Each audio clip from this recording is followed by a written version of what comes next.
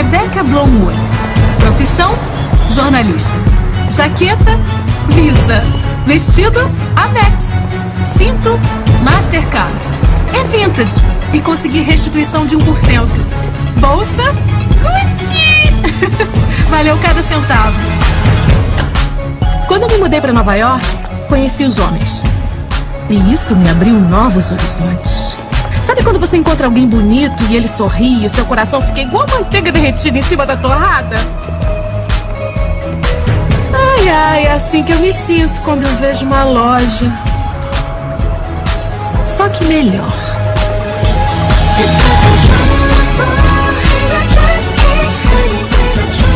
É que homem nunca vai te amar ou te tratar tão bem quanto uma loja.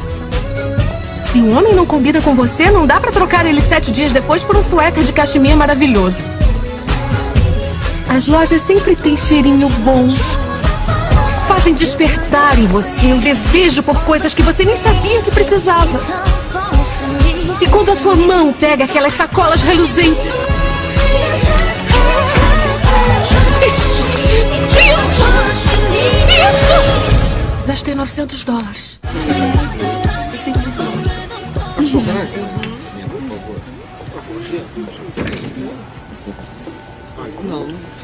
Não tá bom. Rebeca, a conta do cartão veio $900. Você não precisa de uma echarpe. Por outro lado, quem precisa de echarpe? Coloque um jeans velho em volta do pescoço, vai aquecer. É o que a sua mãe faria. Tem razão, ela faria. Mas o lance dessa echarpe é que ela se tornaria parte de uma definição da sua psique. Está me entendendo? Não entendi. Continua. Vai fazer seus olhos ficarem maiores. Vai fazer meu corte de cabelo parecer mais caro. Pode usar com qualquer coisa. Seria um investimento. Você vai para a entrevista mais confiante. Confiante. E elegante. Elegante. A garota da echarpe verde. Vou levar a echarpe verde. Boa escolha, acabou. São $120. Como prefere pagar? $50 em dinheiro. Pode colocar 30 neste cartão?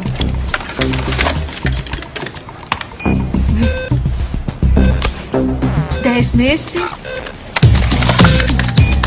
20 neste. É tão bonito. Recusado. Ah, é? Dá pra tentar de novo? Recusado mesmo. Olha só, então dá pra você reservar? Não fazemos reserva. Bex, eu vou pegar tequila e você pega as suas contas. Eu cuido disso. Não pode ser tão ruim. É que nem o Band-Aid. Não pode ser tão ruim. Bex, $200 em lingerie Marc Jacobs. Lingerie é um direito básico do ser humano. $78 em lavanda de mel? Eu tava com pena da vendedora, ela era estrábica. Eu não sabia pra onde ela tava olhando, se tava olhando pra mim, me deu pena. Esse aqui eu prefiro nem comentar. Um spa pro pé? O que você fez no spa pro pé? Esqueci isso. Disseram que eu era uma cliente valiosa. E agora ficam me aterrorizando. Bex. Ai, Deus. Olha só, como é que você vai pagar $16.262,70 se você não tem trabalho? Ganhando na loteria. É melhor bolar um outro plano. Então, gente, não sei se você se identificou um pouquinho com essa garota, mas esse é o filme Delírios de Consumo de Beck Bloom. Talvez seja o melhor retrato, a melhor ilustração que eu já vi sobre cultura de consumo. Esse filme expressa muito bem o que é a nossa cultura, que é muitas vezes chamada de cultura de consumo. É diferente de falar de capitalismo, é diferente de falar de consumo. Nós estamos falando de uma cultura de consumo. E cultura de consumo, gente, tem a ver com uma questão de identidade pessoal. Tem a ver com uma relação com a compra que transcende a simples necessidade. A cultura de consumo é quando o ato de comprar, por si só, se torna mais importante do que aquilo que você está comprando. Ou seja, a questão não é o que você compra, a questão é você comprar. A gente vive nessa época, a época das marcas, a época em que nós somos valorizados por aquilo que nós podemos comprar. Alguém já disse que, antigamente, nós é que dávamos significado e valor àquilo que nós comprávamos. A identidade do produto era a gente que dava. Hoje em dia é o contrário. É o produto que dá identidade e que dá valor àquilo que nós somos. Então você vale o quanto você pode e o que você pode comprar. Se você chega numa festa de ônibus, você terá um valor. Se você chega numa festa de BMW, o seu valor é outro, no mercado das relações sociais. Essa, gente, é a cultura de consumo. Daí vem essa expressão que hoje tem sido usada. Consumo, logo, existo. Não é o que eu penso, não é o que eu sou, mas é aquilo que eu tenho, aquilo que eu posso consumir. E se eu não posso consumir, eu sou considerado um ninguém. Eu sou a escória da minha sociedade, porque eu não tenho valor algum, já que eu não posso comprar. Essa, gente, é a cultura de consumo. E a gente vai conversar um pouquinho, a partir de hoje, ao longo do mês de fevereiro, sobre essa cultura e o que essa cultura tem feito, como ela tem nos transformado, muitas vezes sem que a gente perceba. Essa cultura tem algumas características que eu queria mencionar para você. A primeira delas é a questão da competitividade. O que é isso? É quando tudo ao meu redor se torna meu concorrente. A pessoa que está ao meu lado, ela é alguém que eu observo e eu tenho que vencer ou eu tenho que ter mais. Então, na cultura de consumo, gente, existe um valor relativo demais das coisas. A questão não é a minha necessidade estar suprida ou não. A questão é se a pessoa que está ao meu lado, se o meu vizinho, o meu colega de classe ou a pessoa com quem eu convivo tem mais ou tem algum produto que eu não tenho. E isso se torna, então, uma obsessão para mim.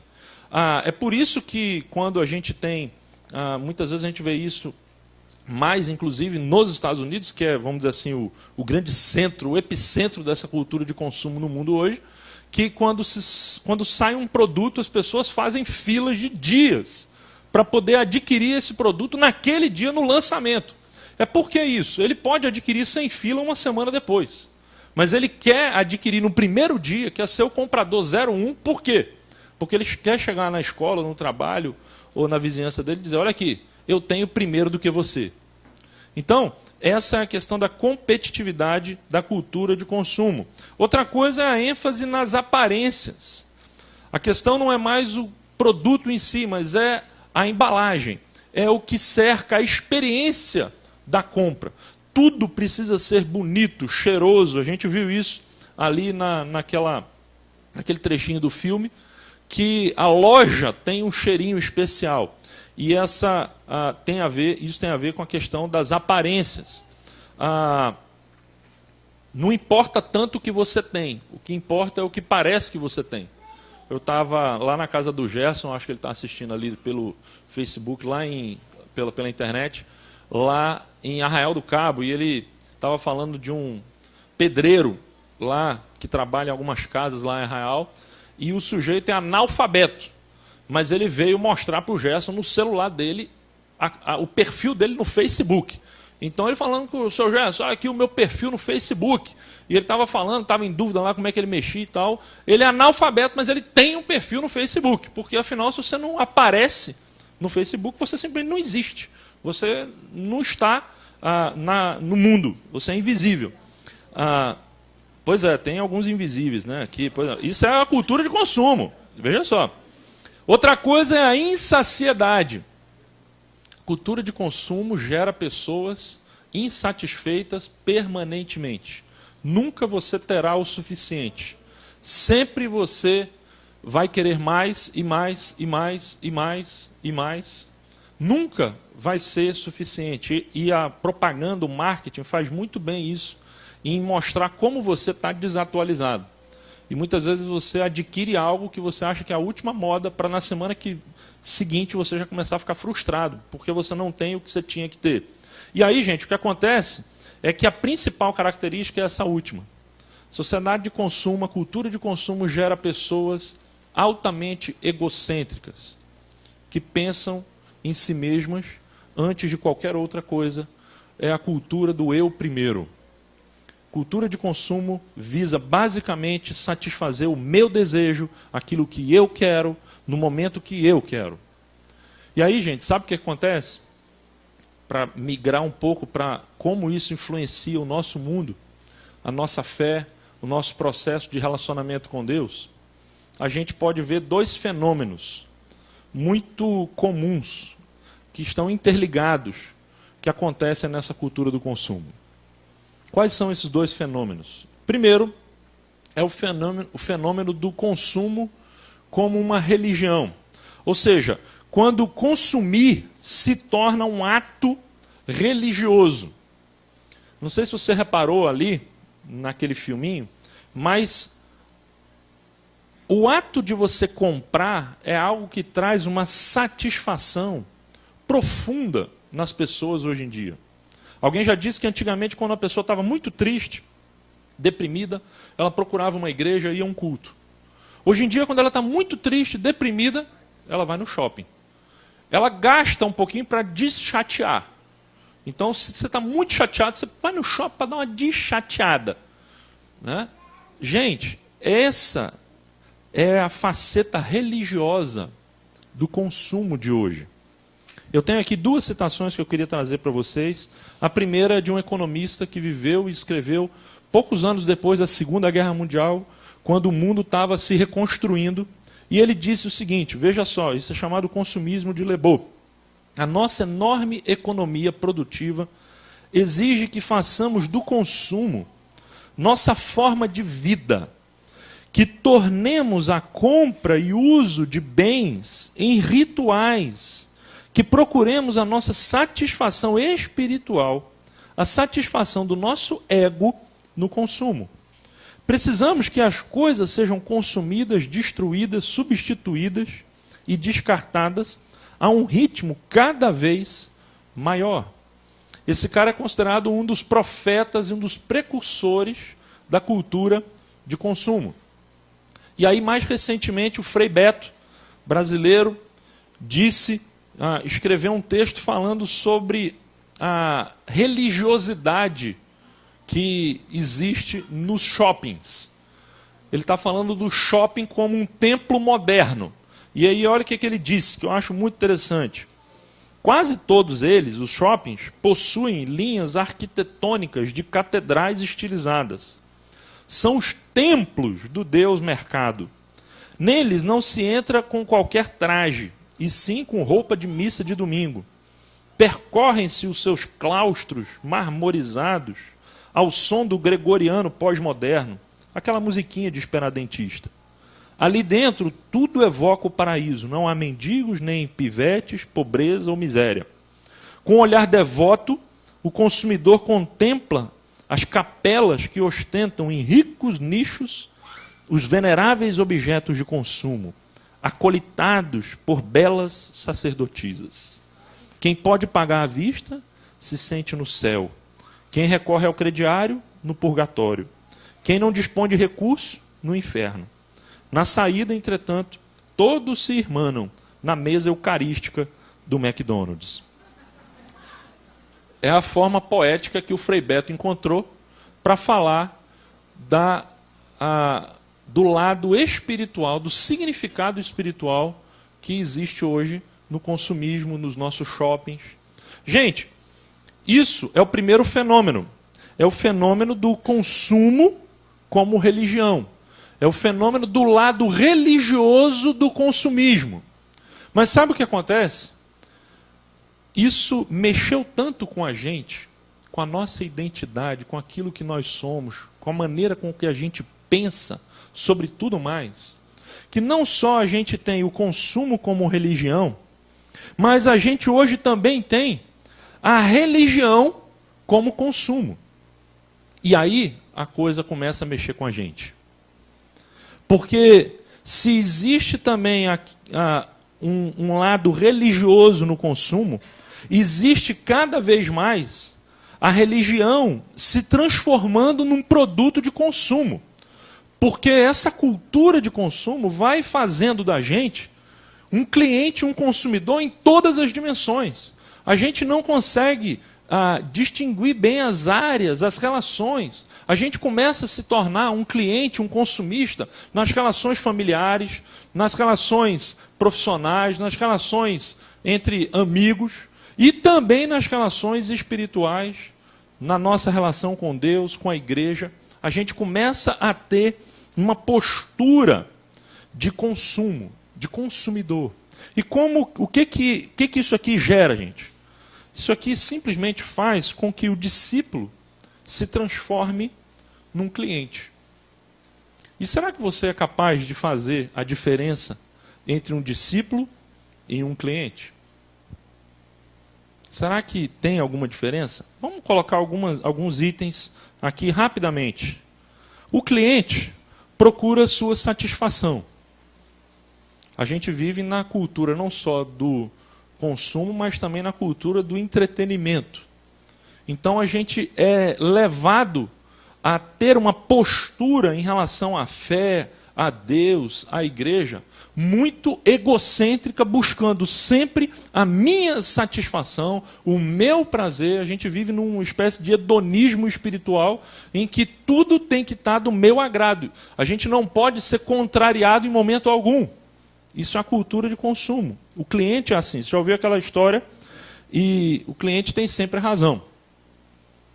Segundo lugar, o cliente anseia sempre por novidades. E aí você, no campo da fé, também vai querer sempre uma novidade. Geralmente, quando o discípulo se transforma em cliente, ele vai logo enjoar de um lugar. Porque ele vai querer, poxa, eu estou precisando de uma novidade. Antigamente eu vinha à igreja e eu ficava arrepiado a cada 5 minutos. Agora demora meia hora para eu ficar arrepiado. Ou então tem domingo que eu não fico arrepiado. E isso aí não está mais me satisfazendo. Isso aí não está mais me excitando. Eu preciso de uma novidade, eu preciso de uma coisa mais forte, mais emocional. Ele quer mais. Ele quer uma novidade. Terceiro lugar, ele vai defender os seus direitos até o fim. Porque cliente precisa sempre defender os seus direitos. Você ouve muito falar do direito do consumidor. Mas você não ouve muito falar do direito do discípulo na Bíblia. Porque discípulo, ele está comprometido com o mestre. Ele faz não o que ele quer, mas o que o mestre quer. Ele está ali para aprender, para obedecer, é diferente. Então, o cliente não, ele vai defender os seus direitos. Ele não quer, em quarto lugar, intimidade. Quanto menos intimidade para um cliente, melhor. Por quê? Porque esse negócio de intimidade gera compromisso. Essa coisa de intimidade gera vínculo. E o cliente, ele quer ter o quê? Liberdade. Ele não quer se comprometer com nada e com ninguém. Então, quanto menos intimidade, melhor. Ele não quer expor a vida dele. Por quê? Porque ele não quer mudança. O cliente não quer ter a sua consciência cutucada. Ele quer continuar tendo a sua própria vida, do seu jeito, sem confronto, perseguindo o prazer acima de tudo. Veja, o cliente é assim.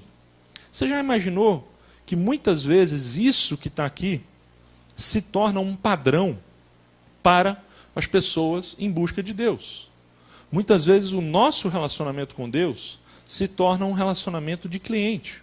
Muitas vezes a nossa postura na igreja, a nossa relação com a igreja, aquilo que a gente espera da igreja, a nossa posição na igreja, se torna muito mais a posição de um cliente do que a posição de um discípulo. Essa série visa conversar e discutir um pouquinho sobre isso. E a proposta, gente, é a gente iniciar uma revolução, que é a revolução da toalha. Se você nunca ouviu falar, essa expressão é o título de um livro do pastor Anselmo, que é o pai do Jesuan e da Ariela, aquele casalzinho de irmãos que já cantaram aqui na igreja umas 2 vezes. O pai deles é um pastor metodista lá em Volta Redonda, e ele escreveu um livro muito bacaninha chamado A Revolução da Toalha. A gente pegou emprestado esse nome, que é uma expressão baseada nessa passagem bíblica que você está vendo aí, que eu queria ler hoje para introduzir essa série. Essa passagem, gente, apresenta um contraponto, apresenta uma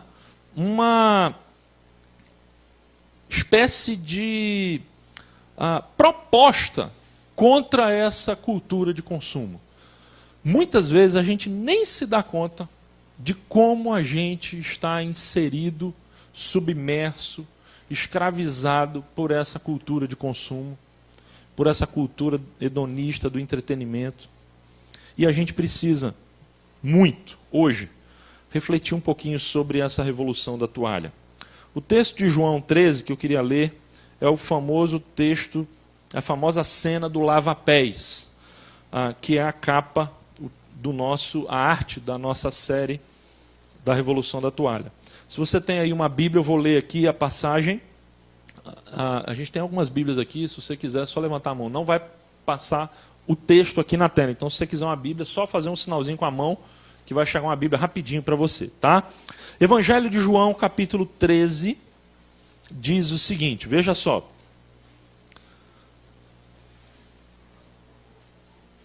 esperar circular a Bíblia ali.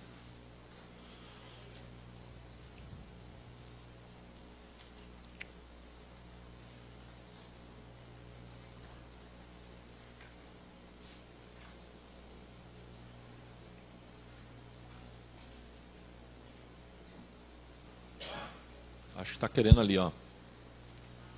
Aqui, o Paulo, ali, ó.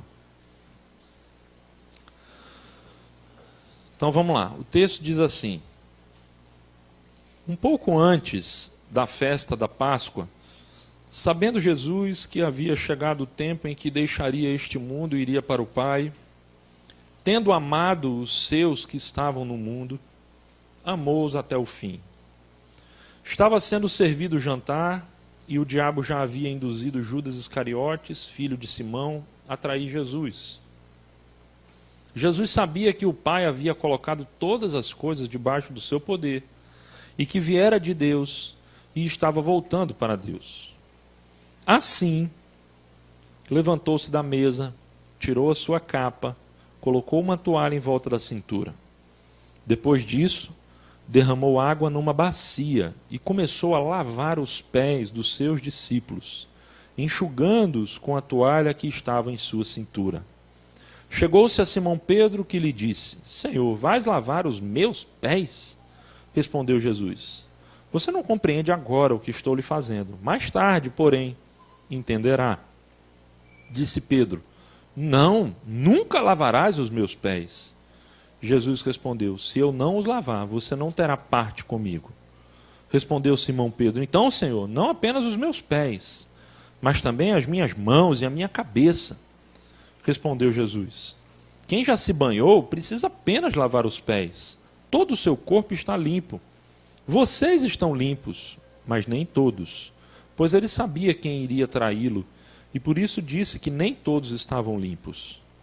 Quando terminou de lavar-lhes os pés, Jesus tornou a vestir sua capa e voltou ao seu lugar. Então lhes perguntou: Vocês entendem o que lhes fiz? Vocês me chamam mestre e senhor, e com razão, pois eu sou. Pois bem, se eu, sendo senhor e mestre de vocês, lavei-lhes os pés, vocês também devem lavar os pés uns dos outros.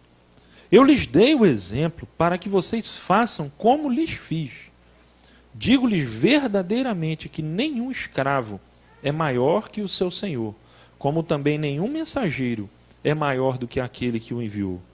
Agora que vocês sabem estas coisas, felizes serão se as praticarem.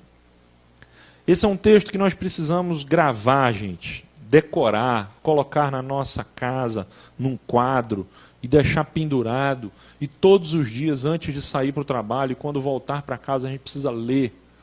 Porque aqui está talvez o melhor antídoto, o melhor remédio para uma vida feliz, realizada e com significado. Que nós temos aqui uma verdadeira revolução na maneira da gente se relacionar com as outras pessoas. Essa passagem em João, no capítulo 13, inicia, apenas para a gente explicar direitinho o que está acontecendo aqui. Nós temos aqui nessa passagem as palavras de despedida de Jesus. Essa sessão aí no Evangelho de João, do capítulo 13 até o capítulo 17, traz para a gente as palavras de despedida, ou seja, são as últimas palavras de Jesus, é a última noite que Jesus está passando com os seus discípulos, ele está ali numa hora muito especial com eles, e ele tem coisas maravilhosamente importantes para dizer para os seus discípulos, mas o tom da conversa o tempo inteiro é um tom de despedida. Tanto é assim que no versículo 33 desse capítulo 13, ele vai dizer assim: meus filhinhos, vou estar com vocês apenas mais um pouco. E os discípulos não estão entendendo muito bem isso. Porque como assim vou estar com vocês mais um pouco apenas? Jesus estava falando o tempo todo com eles que ele estava se despedindo, num tom de despedida. Só que os discípulos queriam saber, mas peraí, mestre, por que despedida? O senhor vai para onde? E Jesus não explicava muito bem. Ele estava simplesmente dizendo, olha, eu estou voltando para o Pai. Eu estou indo. Para onde eu vou, vocês não podem ir agora, vocês não podem me seguir. Mas como assim? A gente sempre te seguiu, onde o senhor ia, onde o senhor vai, a gente vai atrás. Como assim a gente não pode ir agora? Havia então um clima de tensão ali naquele lugar, naquelas palavras de despedida de Jesus. E no meio desse clima de tensão surge, e não está registrado isso no Evangelho de Mateus, mas está registrado no Evangelho de Lucas, uma situação muito complicada. Olha só o que o Evangelho de Lucas fala desse momento. Que surgiu também uma discussão entre eles acerca de qual deles era considerado o maior. E olha que nós não estamos falando de uma cultura de consumo.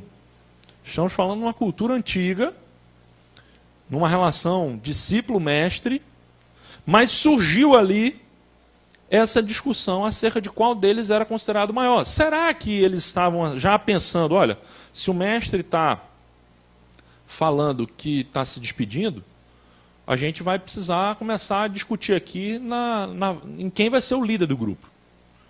Quem é que vai ocupar o lugar do mestre? Quem é que vai ditar as ordens aqui? Porque se o mestre está indo embora, a gente precisa começar a pensar. Então, quem de nós é o maior? Quem de nós é o mais qualificado? E eu fico, às vezes, imaginando como é que foi essa discussão entre eles. Fico imaginando, talvez, Pedro olhando para João e falando, João, o que você é capaz de fazer aí? Será que você é capaz de multiplicar pão? Porque para discutir quem é o maior, eles estavam pensando, quem de nós aqui é capaz de fazer as coisas que o mestre faz? Quem de nós aqui é capaz? Aí João fala, não, mas Pedro, você é capaz de expulsar demônio? E aí um olha para o outro, aí o Tiago entra no meio da confusão, não, mas peraí, vocês não têm intimidade com o mestre que eu tenho, ou talvez... Veja, eles estavam ali discutindo questões relacionadas a poder, a grandeza, aquilo que eles podiam fazer para se tornar o maior do grupo. E, gente, naquela última noite, é muito importante a gente entender que Jesus, e a gente vê isso no discurso todo de João, tinha coisas muito importantes para dizer aos seus discípulos. Esse discurso de João, e a gente tem algumas partes dele nos outros evangelhos, a gente vai perceber, por exemplo, que foi nessa noite, nessa reunião, que Jesus falou sobre a promessa do Espírito Santo, da vinda, que ele ia enviar, que ele ia embora, mas ia mandar o Espírito Santo para os discípulos não ficarem sozinhos. Foi nessa reunião que Jesus instituiu a Santa Ceia, o ritual da Eucaristia. Foi nessa reunião que Jesus falou sobre a necessidade da permanência. Aquela famosa parábola da videira foi ali naquela reunião. Ele falou, ele advertiu os seus discípulos sobre os perigos que cercavam a vida deles a partir daquele momento. Eles iam ser perseguidos, por isso eles precisavam permanecer. Então veja, muitas coisas importantes que Jesus tinha para dizer. Mas quando de repente Jesus olha para aqueles discípulos e vê que eles ainda estão discutindo questões relacionadas a quem é o maior, quem é o mais poderoso, fica claro que havia então alguma coisa mais importante, havia alguma coisa que Jesus tinha que deixar muito claro naquele momento. Os discípulos, gente, já conheciam a divindade de Jesus. Ao longo daqueles 3 anos, aqueles discípulos sabiam reconhecer o poder de Jesus. Eles tinham visto Jesus multiplicar pães, eles tinham visto Jesus expulsar demônios, eles tinham visto Jesus curar enfermos, ressuscitar mortos, eles tinham visto Jesus acalmar o vento no meio de uma tempestade, tinham visto Jesus andar sobre as águas. Ou seja, eu acredito que eles não tinham dúvida nenhuma sobre o poder e a divindade de Jesus. Mas o que estava para acontecer ali, gente, era algo que, com absoluta certeza, pegou aquele grupo de surpresa. Porque que Jesus era grande, eles sabiam. Que Jesus era poderoso, eles sabiam. Mas eu acho que eles ainda não tinham ideia do que Jesus era capaz de fazer para mostrar quem ele de fato era. E é aí que Jesus dá o seu exemplo, sem dizer uma única palavra. O que ele faz? Veja o versículo 4 e o versículo 5. Levantou-se da mesa, tirou sua capa, colocou uma toalha em volta da cintura. Depois disso, derramou água numa bacia e começou a lavar os pés dos seus discípulos. E depois enxugou com a toalha que estava em sua cintura. Aqui está a revolução da toalha. Mais precisamente da toalha e da bacia. Lavar os pés naquela cultura antiga era um costume absolutamente essencial. Toda casa tinha na entrada, na porta, uma bacia, uma vasilha com água e uma toalha. E geralmente quem fazia esse serviço era um servo da casa, era um criado. Mas o grupo de Jesus era um grupo humilde, um grupo pobre. E talvez os discípulos que providenciaram a ceia, a Páscoa, não tivessem tido os recursos para providenciar também um escravo, um servo, para ir ali, um garçom para servir a eles. E aí eles entram na casa e já vão cada um pegando o seu lugar. Eu imagino que, pelo que Lucas disse, quando Jesus está chegando com o seu grupo, os discípulos já vão direto e eles estão procurando o melhor lugar. É como você, quando chega na igreja, você já vai se procurando aí qual é o melhor lugar, ou então quando você chega no restaurante, ou quando você chega no cinema, peraí, deixa eu procurar o meu melhor lugarzinho aqui, deixa eu sentar no lugar bom. E aí eles já estavam ali se posicionando e se esqueceram completamente de que a cultura daquele lugar exigia que eles lavassem os pés. Nem lavaram os pés uns dos outros e nem os próprios pés. Jesus entra e ele, sem dizer uma palavra, ele assume a função de um escravo. Ele começa a lavar os pés dos discípulos. E a reação é imediata. O texto disse que Pedro olhou para isso e fez uma pergunta. Como assim, Senhor? O Senhor vai lavar os meus pés? De jeito nenhum.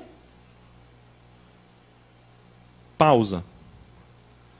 Talvez essa postura de Pedro demonstre humildade. Pedro estava reconhecendo que Jesus não tinha que lavar os pés. Mas eu acredito que por trás dessa pretensa humildade estava o orgulho. Porque é preciso humildade não apenas para lavar os pés, mas para ter os seus próprios pés lavados. Tem gente que até lava, mas que não deixa ser lavado, porque acha que não precisa. E Pedro era um desses. Mas Jesus insiste e diz, olha Pedro, se eu não lavar os seus pés, então você esquece que você não está comigo, não está com a gente, não está no nosso grupo. Pedro então, muito exageradamente, fala, então dá logo o banho, Senhor. Lava o pé, a mão, a cabeça, faz barba, cabelo e bigode. Jesus falou, não Pedro, deixa de ser exagerado, Pedro, que meninice. Eu estou falando do pé, não estou falando da cabeça, você já tomou banho antes de vir para cá, só precisa lavar o pé. Pois bem, tudo isso tem um significado espiritual profundo. Ele estava falando sobre Judas, que estava ali. Mas o fato é, gente, que Jesus estava dando aqui uma grande lição nos seus discípulos. Talvez o mestre tivesse deixado para o final a coisa mais importante. É como se Jesus estivesse dizendo o seguinte: olha, vocês já sabem do que eu sou capaz de fazer, mas eu acho que vocês ainda não entenderam a proposta. A ficha não caiu. Vocês já são capazes de discernir que eu sou o enviado de Deus, que eu sou o Messias, que do que eu sou capaz de fazer, vocês têm isso. Mas vocês ainda não entenderam a proposta. A minha verdadeira mensagem vocês não entenderam ainda. E aí a gente pode dizer, gente, que Jesus estava ensinando, e se você não guardar mais nada, guarde essa frase. Jesus estava ensinando que a marca distintiva da sua missão não era o seu carisma, sua capacidade intelectual, ou mesmo o seu poder para realizar milagres, mas era a sua disposição de servir. Essa era a sua característica distintiva. E a gente pode trazer isso para a nossa vida de hoje, porque a gente pergunta: qual é a característica distintiva do cristão? Aí você vai dizer: ah, não, é porque o cristão é o conhecimento bíblico dele. Ou então não, é o carisma do cristão. Ou então é o poder do cristão. Você quer saber se é ungido ou não. Não, gente, nós estamos aqui falando que Jesus, que era capaz de fazer coisas extraordinárias com o seu poder, ele assumiu uma forma, assumiu uma postura de servo para ensinar justamente isso. Que a grande questão não é o quão grande nós seremos. A grande questão é o quão pequenos nós estamos dispostos a nos tornar. A questão não é a subida, a questão é a descida. A questão não é se a gente vai ser capaz de fazer sucesso diante desse mundo. A questão é se a gente será capaz de abrir mão das coisas desse mundo para seguir a Jesus. Essa é a questão.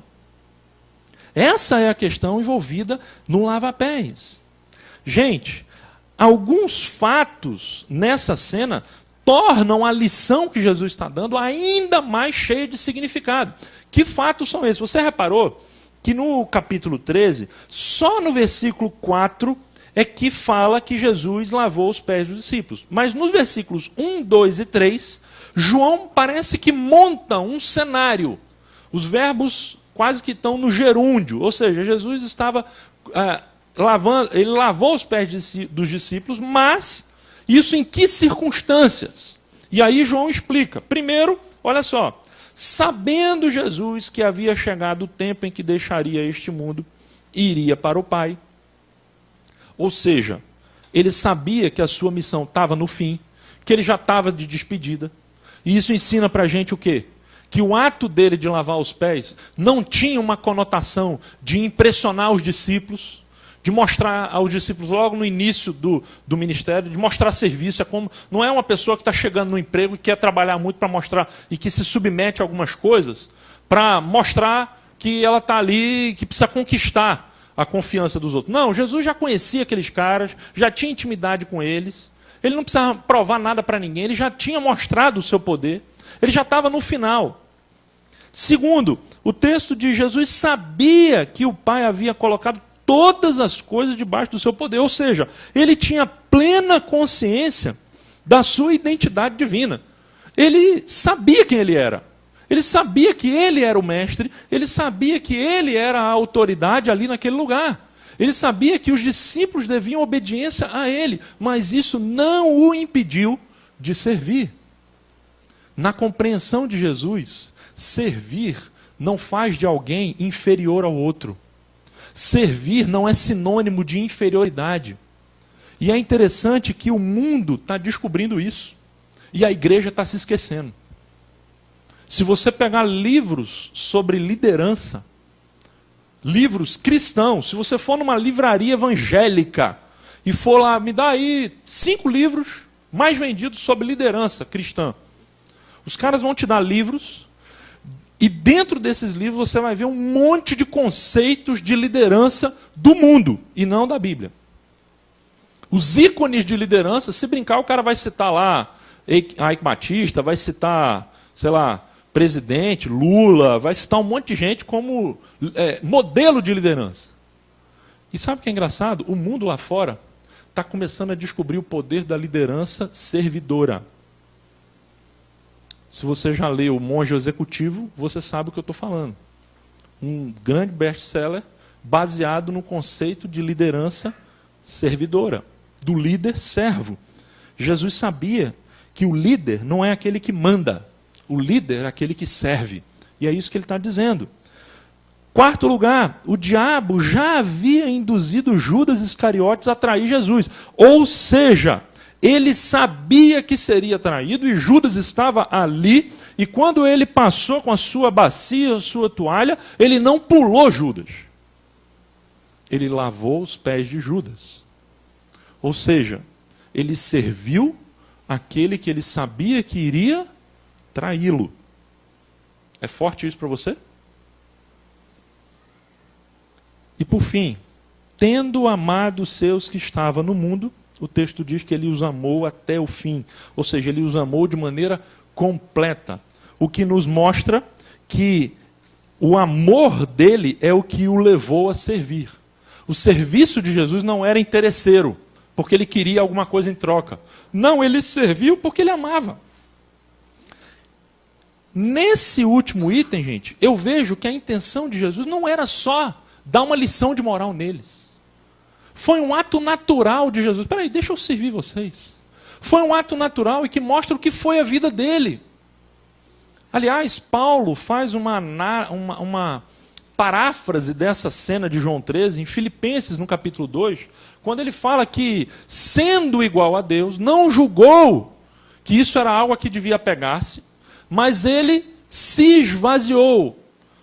E ele assumiu a forma de servo. É praticamente a linguagem que nós temos aqui em João capítulo 13, a que Paulo repete lá na carta aos Filipenses. E a lição, então, movida por esses quatro circunstâncias aqui, que ajudam a gente a entender melhor a cena, a lição é uma. É o que ele diz no versículo 14 e versículo 15. Se eu, sendo Senhor e Mestre de vocês, lavei-lhes os pés, vocês também devem lavar os pés uns dos outros. Eu lhes dei o exemplo para que vocês façam como lhes fiz. Ou seja, aquilo que Jesus estava fazendo deveria se tornar um paradigma, um padrão, um modelo para os seus discípulos. Não era só alguma coisa que ele iria fazer, ele queria que os discípulos dele fizessem isso. É como se ele estivesse dizendo, olha, a característica de vocês vai ser, vocês vão ser um grupo de lavadores. Vocês vão lavar os pés uns dos outros. Ou seja, vocês vão servir com humildade uns aos outros. E é isso que, ao final, vai importar. Na versão de Marcos, a gente vai ler a seguinte palavra de Jesus: quem quiser tornar-se importante entre vocês, deverá ser o servo. E quem quiser ser o primeiro, deverá ser escravo de todos. Pois nem mesmo o Filho do Homem veio para ser servido, mas para servir e dar a sua vida em resgate por muitos. É a maneira como Marcos coloca aquilo que Jesus está ensinando aqui. E eu acredito que isso ficou tão impregnado na mente dos discípulos, esse exemplo silencioso de Jesus, e aqui também eu tenho minhas dúvidas. Eu acho que Jesus foi um grande mestre em todos os sentidos, inclusive na questão metodológica, porque talvez os discípulos tenham esquecido muitas das palavras de Jesus, mas eles não esqueceram alguns gestos de Jesus. Uma figura vale mais do que 1000 palavras. O drama de Jesus aqui, sem palavra alguma, foi o que talvez tenha marcado e ficado na mente dele, assim como o partir do pão, que até hoje nós repetimos. A tal ponto que quando Pedro, anos depois, Pedro que estava ali e que falou a Jesus, nunca lavarás os meus pés, escreveu uma carta à igreja, olha o que ele disse, lá na primeira carta de Pedro, capítulo 5, versículo 5.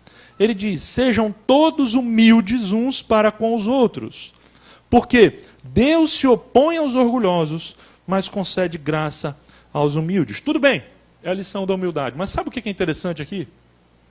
E eu confesso que eu só reparei numa notinha de rodapé que tinha nessa passagem agora, essa semana. A tradução que você está lendo aí, gente, é uma interpretação do tradutor. Porque, na verdade, não é isso que está lá no original. Você sabe o que Pedro literalmente escreveu? Que está na Bíblia original grega? Ele disse o seguinte: em vez de sejam todos humildes uns para com os outros, ele disse, vistam todos o avental da humildade. Faz diferença? De alguma maneira não, porque ele está falando da humildade. Mas quando ele fala do avental, ele está reportando aquela cena do lava-pés. Ele está falando, olha, façam todos como Jesus fez. Não é só Jesus que tem que botar um avental. Todos nós precisamos andar de avental para lavar os pés uns dos outros. E, gente, aqui a gente então faz uma síntese com o que a gente começou a falar e com o ensinamento bíblico. Como nós podemos hoje, numa cultura de consumo, viver isso? Tem uma música do Gerson Borges, que a gente cantou aqui já uma vez, e, na verdade, a letra, eu acho que é do Gladir Cabral, que é a música Alhambra. Essa música, a letra dela é algo mais ou menos parecido com isso que a gente está dizendo. Diz o seguinte: queria tocar os sinos da majestosa catedral, pensei em compor os hinos, pintar as faces do vitral, mas tu me fizeste olhar o chão e repintar os rodapés, silenciar em meio à sombra do jardim. E foi assim que eu aprendi a aguardar o tempo bom, a viração do vento sul, o recomeço da estação, para plantar, para regar, para podar, para sonhar o renascer da floração, perto da terra umedecer, em meio à horta serenar, e ali a tua vontade obedecer. Essa letra, gente, nos reporta a realidade dos mosteiros. Se você já viu filmes como O Nome da Rosa e outros, que falam sobre a realidade da Idade Média, aqueles claustros, aqueles mosteiros, aqueles monges que ficavam confinados naqueles lugares, é muito interessante a gente pensar que aquilo que movia alguém a ir para assumir a vida monástica, para se tornar um monge, era o desejo de servir a Deus. Ele queria ir para lá para ele ter uma vida de devoção, para ele poder orar mais, para ele poder ler a Bíblia, para ele poder estudar. Ele queria isso. Só que quando ele chegava no mosteiro, ele descobria que a vida não é apenas ficar em contemplação permanente e eterna, ali de joelhos. Porque nos mosteiros haviam também as tarefas cotidianas. Então você vê nos filmes, e uma cena muito bacana é no filme Lutero, que fala da vida do grande reformador do século XVI, Martinho Lutero, numa cena em que ele está lá esfregando o chão com um escovão lá, e ele escovando com a maior raiva ali possível para poder ficar absolutamente limpo aquele chão. Porque a vida de um monge não é apenas orar e ler a Bíblia. A vida de um monge também é cuidar dos rodapés. A vida de um monge também é lavar a janela, cuidar do jardim. E, na verdade, se você estudar a história da Idade Média, você vai descobrir o papel absolutamente essencial dos mosteiros. Você sabia que os grandes e os maiores chefes que surgiram na história foram os monges? Onde eles preservaram e criaram receitas culinárias que perduram até hoje. Porque eles, num mosteiro, eles não faziam apenas aquilo que você chama de hoje espiritual. Eles tinham uma vida completa. Eles cuidavam de horta. As técnicas de cultivo, de agricultura mais modernas da Idade Média surgiram aonde? Nos mosteiros. Porque eles trabalhavam.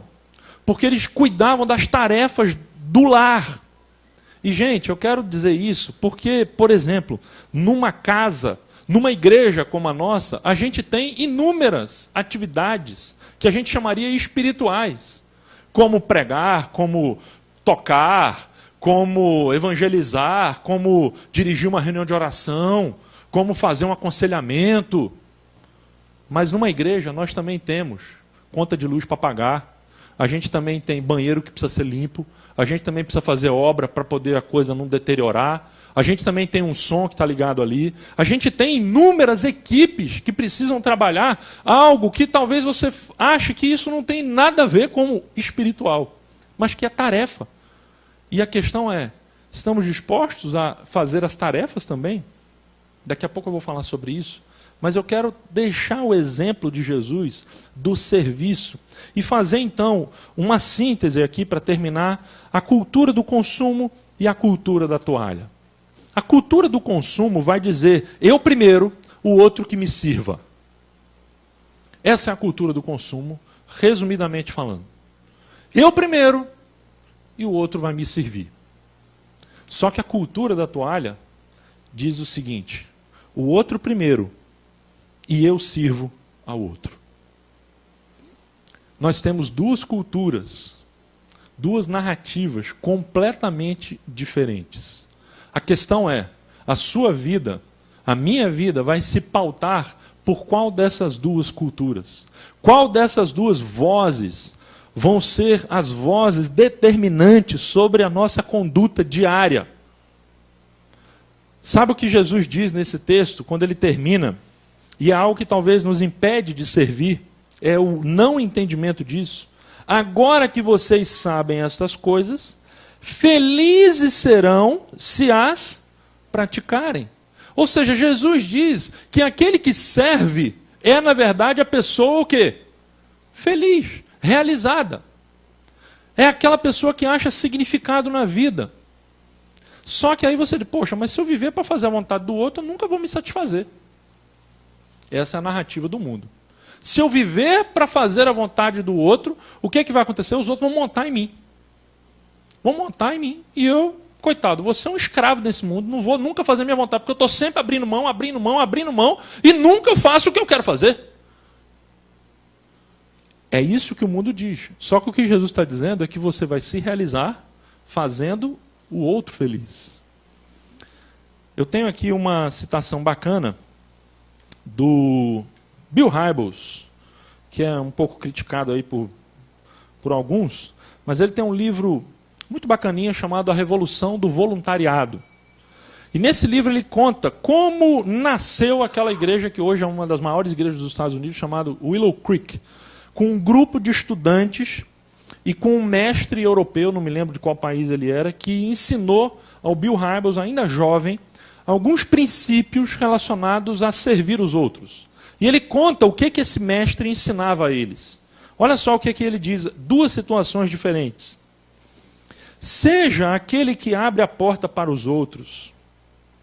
Escolha o banco de trás do carro para que seu amigo possa sentar-se na frente.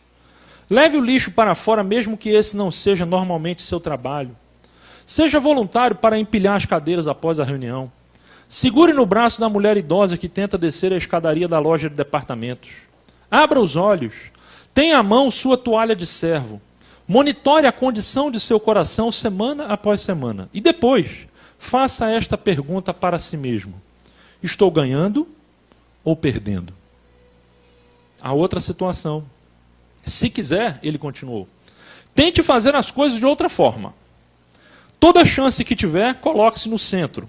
Seja exigente. Peça ao mundo que gire ao seu redor. Vá empurrando até chegar à frente da fila. Desapareça quando for a hora de limpar a sujeira, de fazer as tarefas degradantes. Curve-se todas as manhãs diante de um espelho de corpo inteiro. Então dê um passo para trás e faça uma honesta avaliação. Você está se aproximando mais de Deus e das pessoas, ou está se isolando mais? Sua vida está mais cheia ou mais vazia? Você se sente mais realizado ou mais frustrado? Qual dos dois estilos de vida você acha que é mais significativo e vai trazer realização para a sua vida? Servir os outros, o português está errado aí, servir os outros nos torna pessoas melhores e mais felizes, e não o contrário. Eu queria muito que cada um de nós pudesse sair daqui essa noite acreditando nisso. Porque tudo ao nosso redor conspira contra isso. A gente trabalha duro durante o dia e durante a semana. E muitas vezes a gente quer chegar em casa, ou quer chegar no final de semana, ou quer poder descansar. E quer muito um spa cristão. O quanto menos envolvimento, o quanto mais conforto, será melhor. Quanto mais a gente puder chegar em casa, encostar no sofá, ligar a televisão e assistir a vitória do Fluminense sobre o Flamengo, ou outras coisas desse tipo, mais a gente vai ficar feliz, mais a gente vai se satisfazer. Afinal, a gente vai dizer, isso é vida, a gente poder descansar, né? Que os outros nos sirvam. Mas, gente, o caminho do significado é servir aos outros. Eu tenho tentado ensinar isso para as minhas filhas da seguinte maneira. De vez em quando solto um castigo lá meio complicado, que é o seguinte. Quando começa a ter muita reclamação, não vou fazer isso, não vou fazer aquilo e tal, e tudo reclama, eu digo, vamos fazer então o seguinte. A partir de agora, durante as próximas horas, dou aí um X horas, você não vai fazer favor para ninguém. Ninguém nessa casa vai te pedir nada. Mas também tem uma coisa. Você não pode pedir nada para ninguém. Ninguém vai fazer favor para você e você não vai fazer favor para ninguém. Esse é o castigo. Olha, eu descobri que esse negócio funciona mais do que uma surra. Porque a dor que a criança sente quando você fala isso, meu amigo, ela descobre que, na verdade, é aquilo que todos nós experimentamos. A gente recebe muito mais do que dá. E se a gente não quiser fazer um favor que seja, na verdade, é a gente que está perdendo mais do que o outro. Porque se a recíproca for verdadeira, o que seria de nós? Você já parou para perceber quantas pessoas tiveram que, de alguma maneira, trabalhar hoje para que você estivesse sentado aqui assistindo essa palavra? Você já imaginou? Tenta fazer um exercício. Desde a hora que você acordou até a hora que você chegou aqui. Você tomou café da manhã? De alguma maneira, aquela comida ali não foi assim, né? Senhor, haja comida. Puf! Apareceu a comida ali. Alguém teve que trabalhar. Você teve que trabalhar, mas alguém também teve que trabalhar para aquela comida aparecer na sua casa. Quando você veio no seu transporte, se você veio de transporte público, alguém estava trabalhando para você chegar aqui, é verdade ou não é? E se você veio com o seu carro, esse carro foi feito por alguém também, não foi? Você já imaginou quantas pessoas estão envolvidas na fabricação de um carro? E por aí vai. Vai fazendo um esforço mental para você descobrir quantas pessoas tiveram que trabalhar. E quando você chega aqui, uma coisa que talvez você não saiba, e que hoje eu vou mostrar para você aqui na tela, é quantas equipes precisam funcionar para que um culto apenas seja realizado. Você sabe quantas? Eu coloquei um quadro ali, e eu vou botar esse quadro aqui para você. Mas apenas para que esse culto aqui hoje funcione, nós precisamos de 12 equipes, no mínimo, funcionando para que a gente tenha um culto. Depois eu vou falar um pouquinho sobre isso aqui, se der tempo. Eu quero terminar então com esse desafio. Como nós podemos servir? Sugestões práticas para você poder desenvolver um coração de servo. E faz, gente, uma experiência essa semana. Em casa, no trabalho. Vamos lá. Tem mais aqui. Parou, não sei por causa de quê. Ah, chegou. No dia a dia, na igreja, como você pode servir? Vou te dar algumas dicas que eu peguei no livrinho aqui. Ele diz o seguinte: vivendo de forma altruísta em casa. Faça uma experiência, quem sabe, de uma semana só. De, em vez de você dizer eu primeiro, você dizer o outro primeiro. Só uma semaninha, só para ver o que acontece. Só para testar. Quando você estiver decidindo onde ou o que comer, pergunte a seus familiares onde eles gostariam de ir. A menos que a comida que eles escolham provoque em você uma reação alérgica mortal, vá aonde eles quiserem ir, ou coma o que eles quiserem comer. 2, se você é casado ou tem um colega de quarto, pergunte como a outra pessoa está passando e realmente ouça o que ela tem a dizer. Mesmo que você tenha outras coisas a fazer, desenvolva o hábito de pôr as necessidades dos outros, mesmo se for uma necessidade emocional, acima das suas. Se você tem crianças em casa, dê a elas a honra de escolher como passar uma noite esta semana, do jeito que elas quiserem. Pode ser assistindo um filme, jogando um jogo de tabuleiro, mas a chave é que elas tenham a chance de decidir. Veja, eu estou dando algumas dicas assim, banais. No trabalho, reserve tempo para visitar um colega de trabalho e pergunte: posso ajudar você em algo ou dividir parte do seu trabalho? Aí brincou, né? Pô, tu já tem trabalho pra caramba, ainda vai pedir trabalho pro colega, meu? Você qual momento você vai, quebra meu galho aí, faz isso aqui para mim. Você vai dizer então para ele: posso ajudar você em algo ou dividir parte do seu trabalho? Isso em geral leva a alguns pedidos interessantes. Prepare um café ou um chá para seus colegas, ou leve para eles algumas guloseimas, ou põe em ordem a área na qual as pessoas tomam café e lancham. Já passou pela sua cabeça que você pode fazer um bolo, levar para o seu trabalho e dizer: trouxe aqui um bolo aqui geral para vocês hoje. Aí os caras vão falar assim: como é que é? Mas por que isso? É teu aniversário? Não, porque eu quis agradar vocês. Os caras vão olhar para você e falar: chama um médico aí, né? Tem um psicólogo na empresa, vão te internar.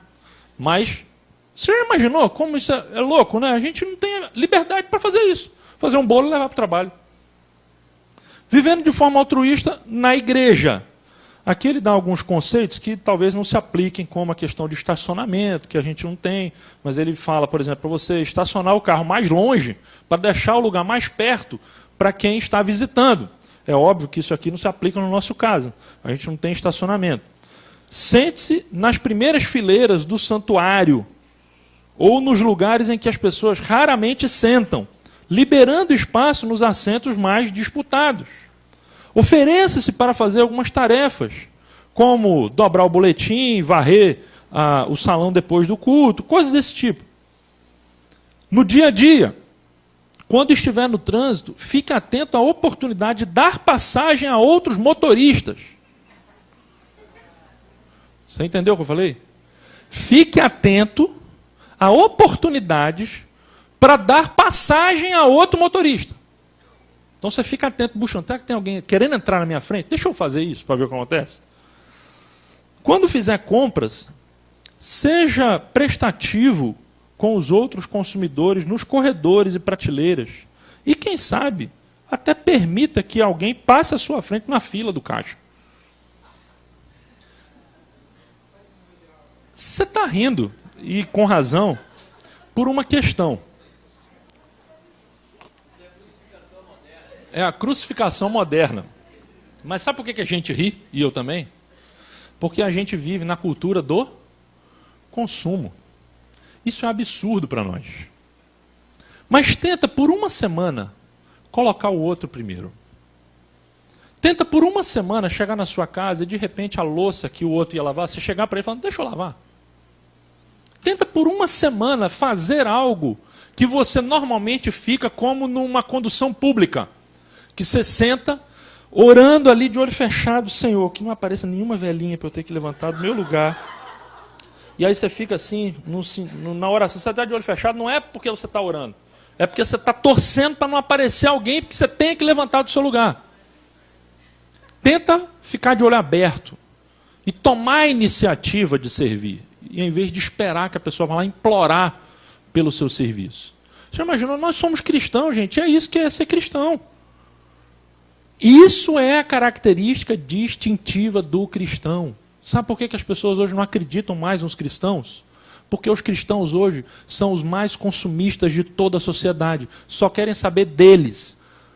Já descobriram que o segmento gospel é o segundo mercado brasileiro que mais vende. Só perde para o sertanejo. Vende mais do que tudo. Se você quer ganhar dinheiro, vai fazer um CD gospel e vender. Vai ficar rico. Porque o povo cristão consome como ninguém. E consome de tudo, de CD, pregador, tudo que você puder imaginar, o cristão consome. É por isso que as pessoas não acreditam. A gente precisa de cristãos que sirvam, ao invés de cristãos que consumam. Eu quero, a partir de hoje, mostrar, então, esse gráfico para vocês. Nós estamos iniciando hoje, nessa série, para colocar em prática não apenas essas sugestões que eu acabei de mencionar, do dia a dia, da família, do trabalho, mas eu queria que você começasse a pensar também no seu envolvimento na própria comunidade de fé. Hoje a gente está lançando aqui uma campanha de 3 domingos, chamada uma campanha para recrutamento de voluntários. E o nosso objetivo, o nosso desejo é que cada pessoa que costuma participar aqui dos nossos encontros, cada pessoa possa estar comprometidamente envolvida com pelo menos uma equipe de serviço. E nós tentamos organizar isso em 3 grupos de equipes. Equipe de apoio ao culto, equipe apoio extraculto e grupos de afinidades. Então ali a gente tem várias equipes, esse quadro está ali no nosso quadro de avisos. E o meu desafio hoje é que você ore sobre esse assunto. E quem sabe, você que está aqui, quando eu era pequeno tinha uma expressão que eu odiava, mas que o pessoal sempre dizia na igreja, né? Tem o famoso esquenta-banco. Já ouviu falar dessa expressão? Eu odiava esse negócio, porque essa era uma expressão usada antigamente para dizer o sujeito que vem, participa, vai embora, domingo que vem ele está aqui, senta bonitinho e tal, mas ele não está envolvido em servir nada em ninguém, ele está simplesmente recebendo. A proposta é que a gente possa, de alguma forma, dar a você. E veja, eu queria deixar isso muito claro. Eu não estou pedindo ajuda de ninguém. Eu não estou pedindo ajuda. Sabe o que eu estou fazendo? Eu estou dando a você a oportunidade. Fui enfático? Eu estou dando a você a oportunidade de fazer algo pela sua alma, servindo de alguma maneira a sua comunidade. Está claro que eu não estou pedindo nada a ninguém? Eu estou dando a você o quê? A oportunidade para fazer alguma coisa de bom para a sua alma, que é servir alguém. Ah, precisa? Então tá bom, a gente vai tentar, porque eu escondi para não ficar naquele coisa aqui, porque vê como é que eu sou também já esperto, né? Mas já vai, vou fazer isso em um minutinho. Apoio ao culto tem ali todas as áreas. Apoio extraculto tem as áreas. Eu queria que você lesse isso. Eu vou mandar por e-mail também. Vamos colocar no site. Quem sabe você pode 1, 2, 3, dependendo da sua disponibilidade de tempo. Mas seria muito bom, gente, se cada um que está aqui pudesse se envolver em uma área dessa. Chegar e falar, olha, eu queria ajudar de alguma maneira. Eu acho que eu posso ajudar nisso. E olha, quando você estiver pensando, não pensa assim, o que eu gosto de fazer, simplesmente. Ou o que eu vou fazer bem. Não pensa só nisso. Pensa assim, o que seria para mim sair da minha zona de conforto? O que seria para mim algo desafiador? Porque tem coisas aqui, gente, que exigem algum preparo, alguma técnica. Como, por exemplo, a área de música. É óbvio que se você é um cara super desafinado, não sabe tocar um instrumento nenhum, o que você vai fazer na equipe de música? Nada. Tá? Mas a grande maioria dessas equipes aqui não exigem nenhum tipo de preparo. O que se exige para você participar, sabe o que é? Boa vontade. Só isso, mais nada. A grande maioria dessas equipes o que exige? Querer ajudar. E aí você vai poder ajudar. Eu vou te dar a oportunidade de nos próximos 3 domingos a gente fazer esse recrutamento. Como que você vai fazer? Você vai procurar a nossa equipe de recepção. Já está com a folha aí? Assim que terminar o culto, você já pode dar uma olhada, vai orando. Se você já tiver certeza, mesmo que você já esteja fazendo hoje, a gente está querendo organizar essas equipes. Você vai dar o seu nome e vai falar, eu queria ajudar nisso aqui. Bota o seu nome ali. Tá bom?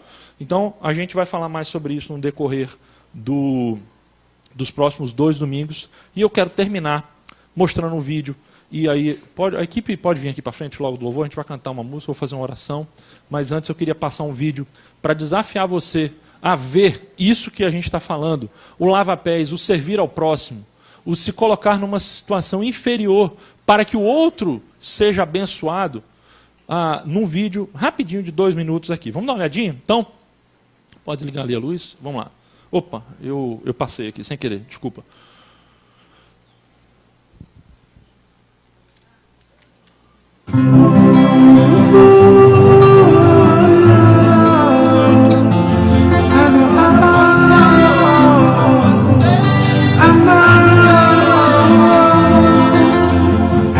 Sometimes I lay under the moon, I thank God I'm breathing, and I pray, don't take me soon, cause I am here for a reason. Sometimes in my tears I drown, but I never let it get me down. So when negativity surrounds, I know someday it'll all turn around, because all my life I've been waiting for, I've been praying for the people to say that we don't wanna fight no more. There'll be no more war, and our children will pay. One day, one day, one day, one day, one day, one day.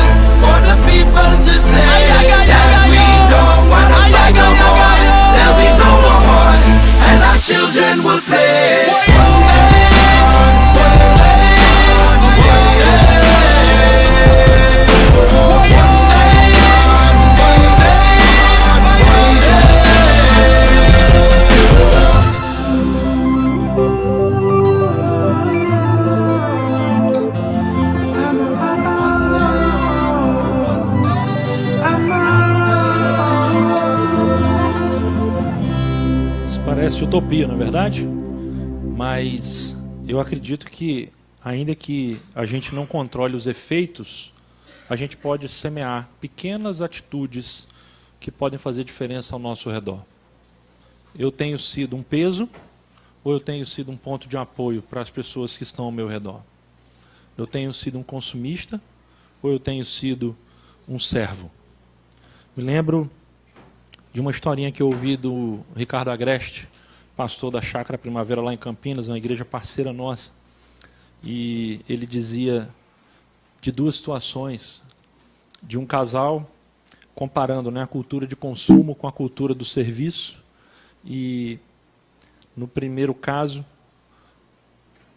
antigamente, quando a gente tinha a cultura do serviço mais forte do que hoje, o casal sai da igreja e eles têm uma filhinha pequena e eles entram no carro, estão indo para casa e aí eles estão conversando sobre o culto. A esposa diz para o marido: olha, hoje não teve aula de novo para as crianças, a professora faltou. E ele falou: poxa, mas já é a terceira vez que a professora falta, está ficando difícil, né? Ele falou: você já falou com o pastor? Não, eu fui lá, falei com ele, mas ele falou que está tendo muita dificuldade, só tem uma professora, a professora faltou e aí não tinha ninguém para cobrir. E aí o marido chega para a esposa e fala assim: querida, a gente precisa ter uma conversa muito séria. Eu acho que a gente precisa ter uma conversa com o pastor e se oferecer para trabalhar com as crianças, porque é uma área que está tendo necessidade lá na igreja. Esse é o primeiro caso. Segundo caso, o casal sai da igreja com uma criança e aí, conversando no carro na volta sobre o culto, e a esposa diz: você acredita que de novo não teve professora para as crianças? E aí o marido fala: não acredito. De novo, já é a terceira vez que isso acontece. Está ficando insustentável essa situação. O que a gente vai fazer? Está muito complicado. Eu falo: pois é, eu já falei com o pastor, ele deu uma desculpa qualquer lá, falando que era difícil e tal. Mas olha, está muito ruim. E o marido chega e diz: olha, nós precisamos ter uma conversa muito séria, minha querida. Então, nós precisamos procurar outra igreja. Porque essa não está atendendo às nossas necessidades, a gente precisa procurar outra. Porque como é que pode a professora faltar 3 domingos? Você percebe a diferença dos dois casos? Uma é movida pela cultura do serviço. A outra é movida pela cultura do consumo. Nosso desejo é que não só em casa, mas na comunidade a gente possa experimentar, gente, lavar os pés uns dos outros. Que essa seja uma comunidade que se parece mais com um cenáculo onde se lava os pés uns dos outros, do que com um shopping center, onde a gente vai para consumir algum tipo de serviço religioso. Vamos fazer uma oração?